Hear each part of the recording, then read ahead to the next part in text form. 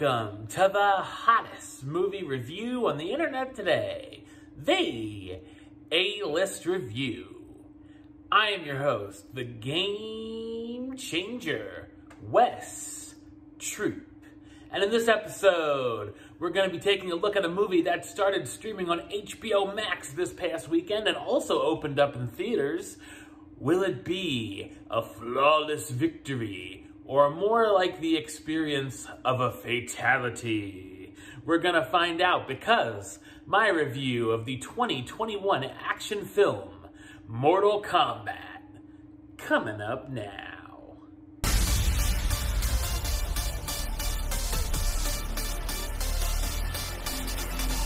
MMA fighter Cole Young, unaware of his family heritage, is being hunted down by the warrior Sub-Zero.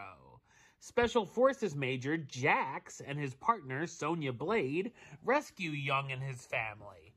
They soon find themselves at the Temple of Raiden, where they discover Cole is caught up in a deathmatch tournament known as, take a guess, Mortal Kombat, where Earth's greatest champions face off against the villains of Outworld in an all-out battle for the universe. So what did I think of Mortal Kombat? I thought it's a mediocre action film. Of course, it's based on the video game franchise created by Ed Boon and John Tobias.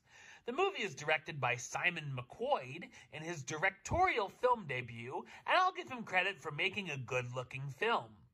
Hardcore fans of the series might enjoy it more than I did, as my knowledge of the franchise is that I played the first 3 games when I was a kid and saw the original 2 films. The fight scenes are obviously the highlight here, and they're definitely fun, especially the final battle. These action sequences look good as well, and give us a number of funny deaths, definitely delivering on the blood and the violence. The special effects were kind of hit and miss, as some elements look commendable, but the next would look a bit lame. The prologue of the film really excited me and is quite impressive, but unfortunately that quality went all downhill from there. While the story tries to balance things so that hardcore and casual fans can follow it, it's still more convoluted than it needs to be, and the constant long dumps of exposition made it hard for me to get interested at times. It's also a bit odd that they used a new character as the main protagonist. While he's basically the avatar for the audience to walk them through this world, he barely has any personality and is less interesting than almost anyone else on the roster. The script is awful, with tons of lame lines, and really has trouble balancing the serious tone with its so-called comedy. A lot of viewers have been enjoying the character of Kano, who's the main comic relief. I hated this character as he speaks in nothing but wisecracks and jokes, absolutely none of which I thought were funny, and I was hoping he'd bite the dust early on. In fact, I found myself yelling at the screen for him to shut the F up. In fact, the only characters I really had any interest in were Scorpion and Sub-Zero, who are awesome, but everyone else is very one-note, bland, and barely had any personality. The extra villains were pretty lame as well, and I've seen more imposing henchmen in Dr. Evil's lair. There's tons of fan service throughout, whether it be little Easter eggs or hints of characters to come. Of course, we get the lines all the fans are waiting for, such as finish him and fatality. The film clocks in under 2 hours, but its still bad pacing made it feel like a much longer sit.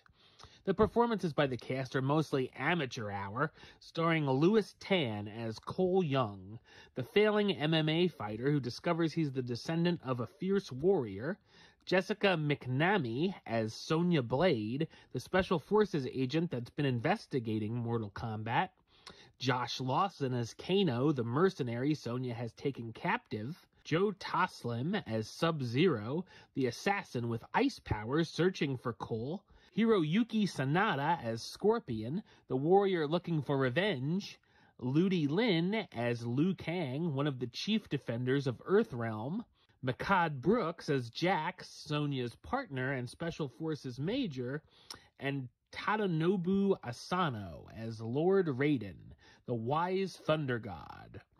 While the fight scenes in Mortal Kombat are bloody entertaining and the first 10 minutes are spectacular, the story slogs along with an overabundance of dull characters.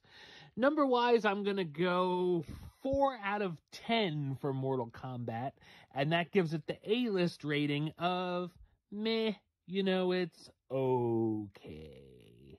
Alright, well that's the show. I'll be back with another review very soon.